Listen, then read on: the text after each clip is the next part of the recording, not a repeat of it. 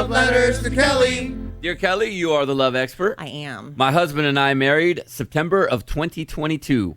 We were both 25, dated 15 months. While I didn't feel conflicted getting married, I can't say that I had a sudden lightning bolt of confidence about the decision either. I decided to take a leap of faith and hope for the best in an effort to pursue something generally good and positive in my life. And almost a year in, I'm having serious doubts, Kellie. I openly submit that I'm not able to tell the difference between a genuine problem or just an expected first year or so adjustment period, and I've heard so much about. We follow the same faith, love our families, we work hard at what we do, but I'm pursuing a completely different career in law. We have different libidos, and we can bicker for hours over the most inconsequential thing. Recently, my feeling of uncertainty has magnified after unexpectedly meeting a guy with whom I share many similarities with and felt an immediate fire for. We haven't had any inappropriate contact and have had a conversation about keeping things strictly platonic. I also haven't expressed any internal or mental concerns to my husband, as I don't wish to move on too quickly or cause any unnecessary problems. Please help me. Thanks. Scared and confused. Well, here's the thing. If you're having a conversation with a male friend about keeping things strictly platonic, you've already crossed lines. There's a fire there. You've already crossed lines there if you have to have that conversation. We're going to keep this platonic, but we're not going to be able to. That's the danger of getting married a little young, right? 25. I know a lot of people do it. My brother, his kids, they get married and they have very successful long-term marriages. But for a lot of people, I'm afraid, like you said, you weren't like 100% convinced you should have got married in the first place. Now you're curious, did I make the right choice? What have I done? I don't want you to just throw in the towel on the marriage, but I think you need to stop this very platonic friendship in its tracks because you're already playing with fire there, and concentrate on working on your marriage. Why not give it a try? I mean, you only dated, like, you weren't even dating hardly over a year. But, I mean, you made the commitment, so why don't you commit the next year to really wholeheartedly trying to work on it, finding a therapist that y'all can talk to learn how to argue effectively. That's a very important part of marriage. You say you bicker, on these ridiculous things, but there's fair fighting, and there's a way to do it that's constructive, but try to find some common ground. You're actively looking for reasons to get out. Why don't you actively look for reasons to stay? There you go. Put the energy there. I mean, it's so easy to convince yourself to leave. We can convince ourselves of anything, And so I would encourage you to spend the next year actively looking for reasons to stay and being a proactive member in your marriage instead of just passively letting it fall apart. But you need to cut off that friendship with the very platonic friend. It's not going to be platonic. Seriously, if you're having that conversation with somebody, there's too much attraction there. You're playing with fire. You're opening the door for it. Solid advice, Kellie. Love letters.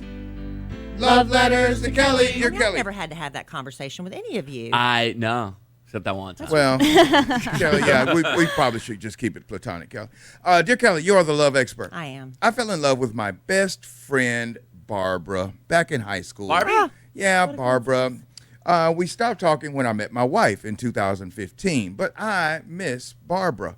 I find myself dreaming and thinking of her often.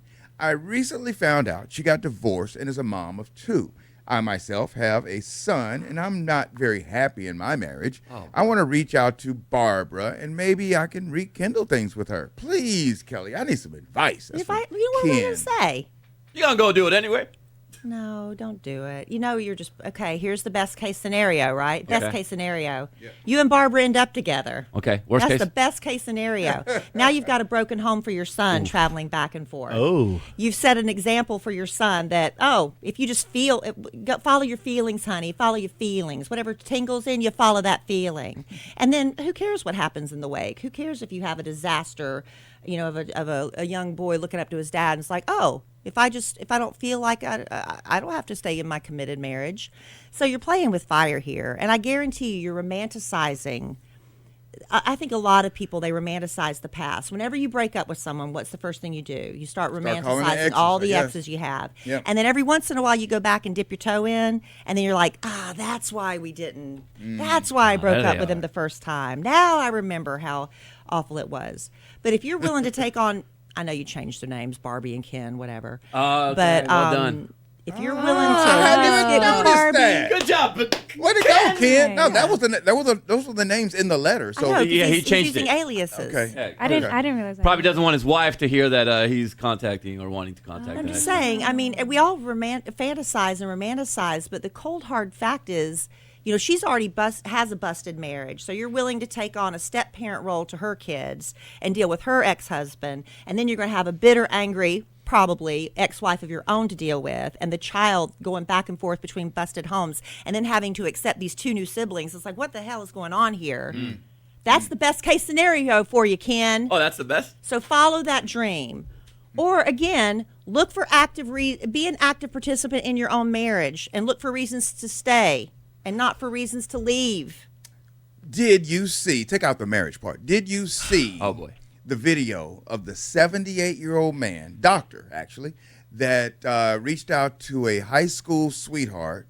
After 60 years, they reconnected. They were both single. Well, there you go. I mean, there's a like I said, difference. take out. They were both single. But she flew to see him across the country. He met her at the airport, got down on both knees, I believe it was, and proposed right there at the Tampa airport. Wow. Wow. Word is he's still trying to get up. I When you're think, that he's age. trying to get up there. That was last week. It's different when you're that age because you want a companionship Yeah. and they have a I know, connection I know. and And they're probably a good single. friendship at that Aw. point. Yeah. And they're single.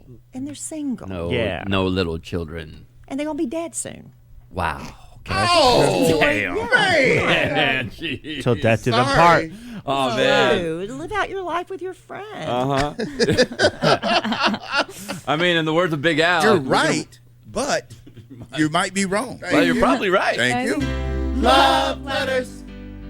Love letters to Kellie. Dear Kellie, you are the love expert. I am. I am a newly single 32-year-old woman. All right. My last breakup was on my terms, and it was about 7 months ago.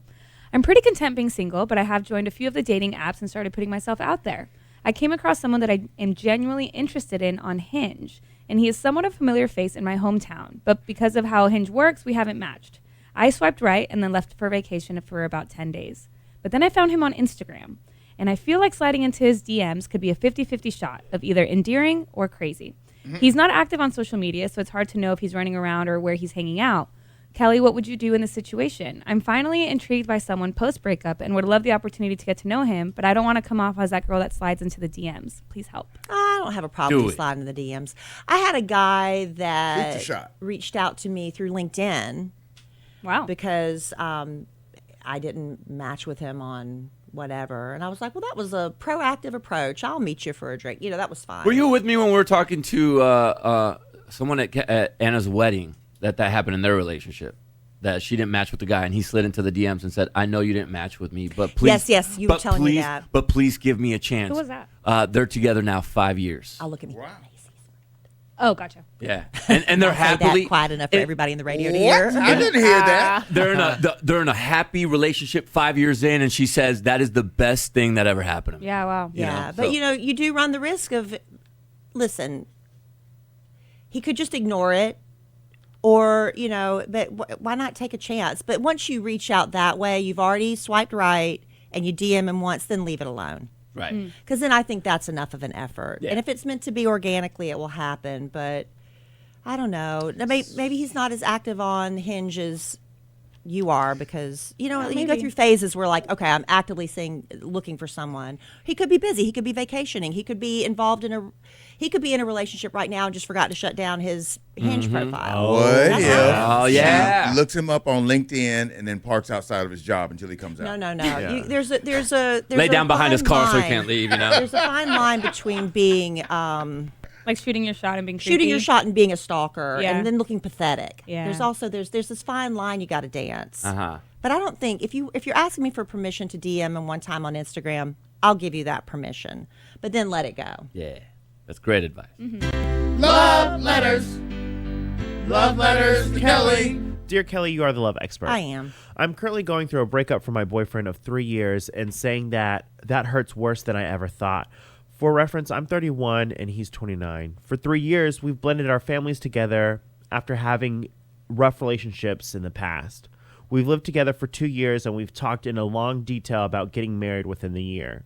We've always communicated well with each other, spoke openly about our disagreements and honesty. I could count on one hand about the times that we actually had an argument. From looking on the outside and even in the inside, our relationship looked beautiful, and it was. However, for the past 3 years, on our anniversary weekend, he has chosen to take a step back from our relationship, never really given a real reason, and the separation would last about 2 weeks. Every year on the anniversary? Yes. That's weird. It happened again this year, and I'm at the point about giving up. I cannot keep living and counting on someone who continually questions his commitment to me. I feel like I deserve someone who knows what they want, even when their mental health is not doing so great. For 2 years, I've taken him back and lived life again as it was before. This year, I'm hurting worse than ever, and I don't think I can go back. How do you move on from a relationship that completed you in ways you didn't even know were possible? How do I gather the strength to understand what I deserve better? Well, you know you deserve better. You know, Yeah, you know it intelligently, Yeah. but you know you deserve better, but then part of you doesn't think you deserve better. Does that make sense? We put up with so much crap because we're like, but what else is out there? Am I willing to risk being alone? Right? Yeah. You got to run the risk of being by yourself for a minute. And for a lot of women and men, that's a scary proposition. But he's not, I mean, you're living in a constant state of angst and having to earn his love and work for his approval and make sure, oh, maybe this is the anniversary. He's not going to leave me. I mean, come on. What kind of relationship is that? That's crazy. That's nuts. That's exhausting. Yeah. So I want better for you. Intelligently, you want better for yourself. So let's just try breaking up with him. And I get it because you're mourning the loss of the dream you had for this relationship, but you're making the relationship something that it isn't in your head. This isn't your happily ever after because it's just too exhausting and too much work. Why would you want to be in a relationship like that where it's the constant back and forth? I agree. And I agree. is he going to love me today? I'm not really quite sure. That's no way to live. No. So after 3 years, I think that's enough. Bravo, I Kelly. don't know if that was advice. No, it's Yeah. Yeah, sometimes I think it's good advice. a nice Break little up with lesson. him. That's my advice. There you go.